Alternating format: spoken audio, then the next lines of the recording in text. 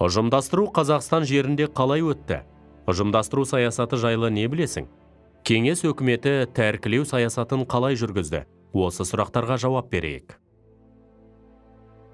Ұжымдастыру Қазақстан жерінде қалай өтті? Ұжымдастыру саясаты жайлы не білесің? Қазақстан тарихындағы келеңсіз оқиғалардың бірі 20 ғасырдың 20-30 жылдары жүргізілген ауыл шаруашылығын ұжымдастыру саясаты еді. 1926-1927 жылдары шабындық және егістік жерлер қайта бөлінді. Алайда жерді қайта бөлу экономикалық жағдайды жақсарта алмады. Себебі қазақтардың ғасырлар бойы қалыптасып келген дәстүрлі мал шаруашылығының ерекшелігі ескерілмеді.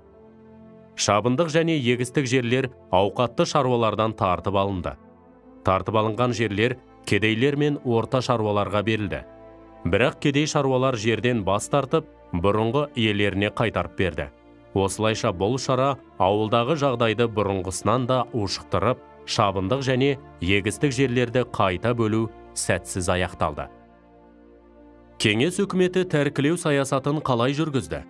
Қазақстан орталық атқару комитеті мен халық комиссарлары кеңесі 1928 жылы 27 тамызда әрі бай шаруашылықтары мен жартылай феодалдарды тәркілеу және жер аудару туралы декрет шығарды.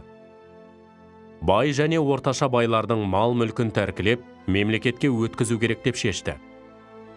Бұл декрет бойынша көшпелі аудандарда 400-ден астам ірі малы барлар, ал жартылай көшпелі аудандарда 300-ден астам малы барлар, отырықшы аудандарда 150-ден астам ірі малы барлар бай қожалықтарға жатқызылды.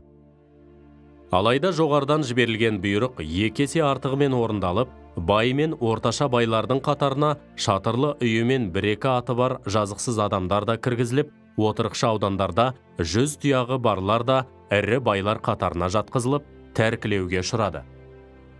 Тәркілеу заңды бұзу арқылы жүзеге асырылды. Орташа шаруашылық иелері байлар қатарына жатқызылды. Барлық жинап терген мал мүлкінен бір күнде айырылғысы келмей, бір түнде шетел асып көшіп кеткендер де болды. Негізгі соққы ірі байларға бағытталды. Бірақ елге жіберілген уәкілдер көбінесе орташаларға, кейде кедей шаруаларға да зиян келтірді. 700-дей шаруашылық тәркілеуге ілігіп, олардан тартып алынған 145 мың бас мал кедейлерге бөліп берілді. Ауылдағы байлар мен ауқатты шаруалар кулактарға жатқызылды. 1930-1931 жылдары республикадан тыс жерлерге 6800 адам жер аударылып, қазақ жеріне тәркілеуге ұшыраған 180 мың кулак қоныс аударып келді.